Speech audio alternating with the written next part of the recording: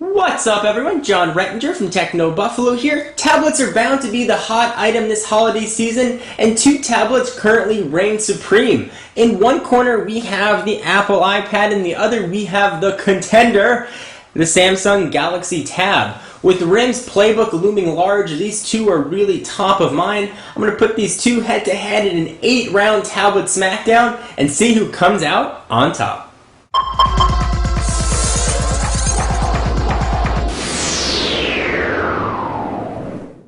These types of comparisons are bound to enrage fans on either side. I think the comments will be fun to watch. The 8 rounds are going to break down into display, operating system, wireless, storage, camera, browser performance, and battery life. We will declare a winner. There are obviously a myriad of other topics we could choose from.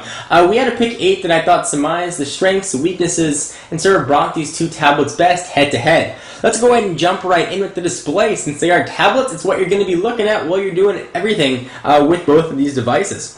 The iPad has a 9.7-inch IPS display with a resolution of 768 by 1024.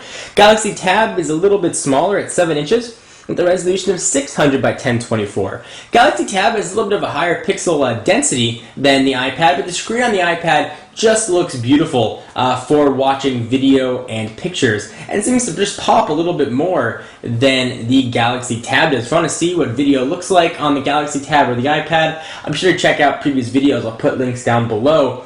But suffice to say, the screen on the iPad just looks better. We're not talking about the size or anything, just the quality of the display. One nice thing where the Galaxy Tab does shine over the iPad in a display standpoint is in the ebook section. Text looks very nice with the higher pixel density, and there's a little bit less glare while reading books than you get with the iPad. But if you take sort of the view overall, when you look at video, pictures, books, web browsing, everything that you would do at a screen, the iPad definitely takes this round. Alright, so next we're going to jump into operating system. The Galaxy Tab is running a customized version of Android 2.2. Samsung put a lot of tweaks in to sort of optimize it for a tablet. It is by no means a tablet operating system. It's certainly meant for mobile phones, but Samsung has done a very nice job of sort of using some of the things they learned with their Galaxy S series of devices and their TouchWiz tweaks to make this work very well as a tablet operating system. Jump into applications. Scrolling is very smooth. You sort of see the icons are encapsulated. They both look very similar. If you jump into the ebook reader now, it looks very similar to what we've seen on other devices. They've done a nice job taking what wasn't meant to be a tablet operating system, really sort of tableting it up and making it work quite well. If you want to see a full software overview, again, there'll be a link down below to that. On the Galaxy Tab. One of the nice things about the Galaxy Tab as well is that it's running Android, and it is of course open. So one of the things you can look forward to is people probably rooting the device and getting access to sort of customize it and make it suit you the best. Not to mention the potential for custom ROMs. On the other side of the fence, the iPad is an operating system that was modified for the tablet, and it's Apple's very vertically integrated, meaning they control the software, they control the hardware. So the operating system was made for this tablet device, certainly was modified from the iPhone. If you use an iPad, you know that you're going to sort of get a little bit of a locked down scenario, but with that locked downness, you're going to get access to the iTunes Store, which will let you rent movies, rent TV shows, and certainly the App Store as well, as opposed to the Android Marketplace that you're going to get on the Galaxy Tab. Sort of the Android versus iOS is a debate that we could talk about for quite some time. At the end of the day, this is going to come down to personal preference. Whether or not you prefer Android, whether or not you prefer iOS. My big worry was not how Android performed as an operating system, but how it's going to perform as a tablet operating system. And I've seen Android tablets not perform all that well, but Samsung has done a really nice job about making Android work very nicely on a tablet device. So this round, personal preference, definitely has to be a draw. Next, let's talk about wireless. These things don't have Ethernet ports, so they got to rely on wireless signals to get all their network information. The iPad, of course, comes with Wi-Fi. You can get a AT&T 3G version. The Galaxy Tab, of course, is Wi-Fi as well, but will be available on every carrier in the US and a myriad of carriers abroad as well. So you can pick the best network service for you, and you can choose pay-as-you-go plans for each of the carriers, so you're not limited to just one. You can choose whether or not you want to even access that wireless information. So because you can pick your carrier, you're not limited to one. If you don't get good AT&T service, you can go with Verizon, you can go with Sprint or T-Mobile, depending on where you're going to be. They're all going to offer a flavor of the Galaxy Tab. So that definitely gives the Galaxy Tab a very nice edge in the wireless department. And this is a category that's really important to some people. If you're not near Wi-Fi and you want to have a signal and sort of use this as a media device or use it for a business device, you need to have a signal wherever you are, and being able to pick the network of your choice really is a nice boon for the Galaxy Tab. So next, let's talk about storage. Got to store some things on these devices. The iPad, you're going to be able to get 16 or 32 gigabyte configurations. At this point, let me jump in and say I'm not mentioning price on purpose. These videos sort of are viewed over a long period of time, and pricing on these devices change expectedly pretty regularly, specifically the Galaxy Tab. Apple's prices are pretty solid, starting at $499. The Galaxy Tab, the prices are bound to fluctuate from carrier to carrier and from region to region. So the iPad comes in two configurations, 16 or 32, and you're sort of limited at that. You can't expand or contract depending on your needs.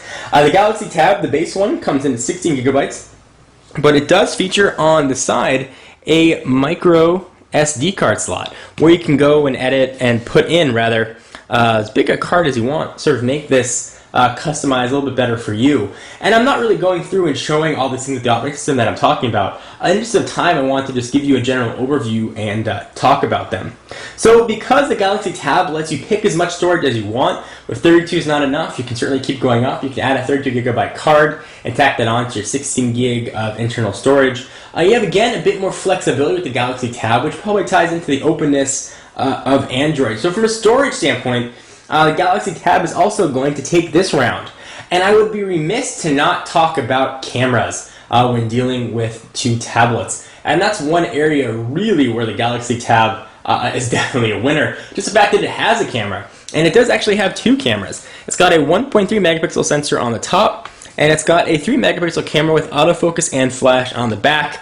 The iPad clearly is without any sort of camera, and that's important to a lot of people. I thought it was one of the big determining factors, and that really separated differences between these two.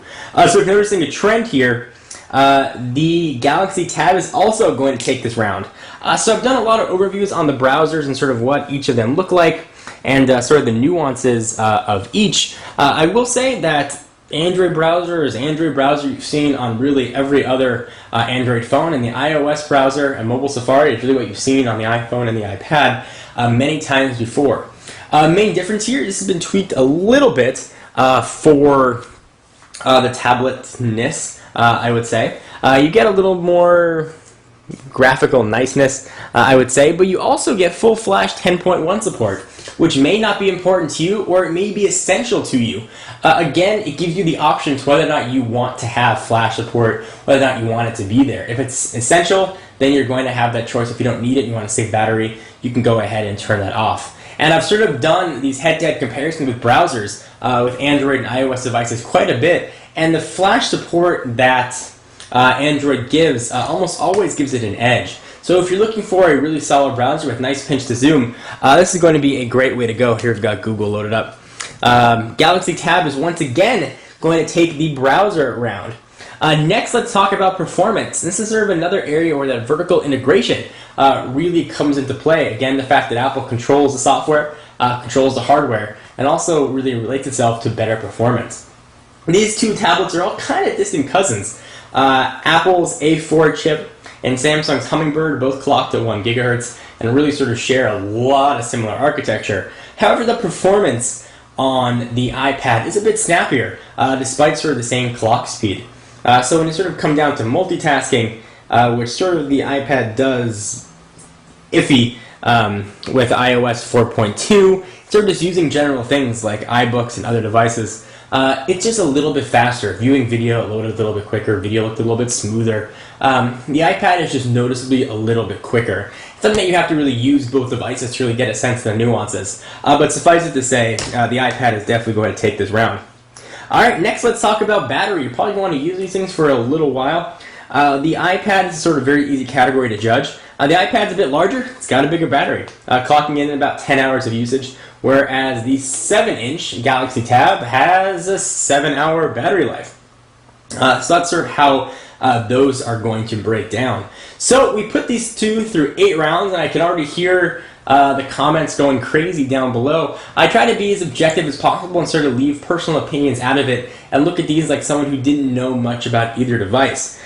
So we have 8 rounds total. I'll sort of run them through you again. Display went to the iPad. OS was a draw. Wireless went to the Galaxy Tab, which I also should have mentioned that the European version has the ability to make phone calls as well. Storage went to the Galaxy Tab. Camera, of course, with the Galaxy Tab. Browser went to the Galaxy Tab for Flash. Coming back across the board, and the iPad took performance, and the iPad took battery life, which gives us a total of iPad 3, Galaxy Tab 4, tie 1. Now, that is not to say the iPad is not a better overall device. Personally, I love the iPad. I think it's a fantastic tablet. It's probably my tablet of choice, but that's a personal opinion. Coming in objectively, the Galaxy Tab offers a bit more flexibility for the user. If you need more storage, you have that option. If you need different carriers to give you better network support depending on where you are, you have that option. If you're in Europe and you want to use it as a phone with a Bluetooth headset, you have that option. If you want to customize it, because it's Android and it's open, you have that option.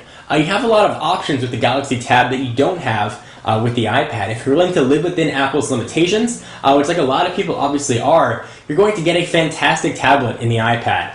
This is not to say that the iPad is a bad buy or a bad value. It's just very different than the Galaxy Tab. Hope this guy's helped and hope this sort of shed some light on which device may be better for you. I am John Rettinger from Techno Buffalo, and I'll see you in the next video. Bye-bye.